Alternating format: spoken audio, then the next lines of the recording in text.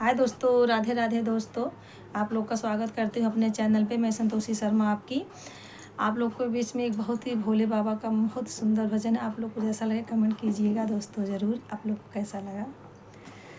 कबहू न अइला हमारी नगरी, हे शिव भोले बाबा। कबहू न अइला मोरे नगरी, हे शिव भोले बाबा। हे शिव भोले बाबा, हे शिव भोले बाबा।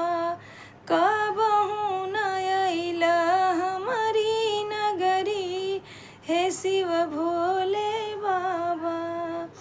माथवा पे चंदा सोहे, जटवा में गंगा सोहे।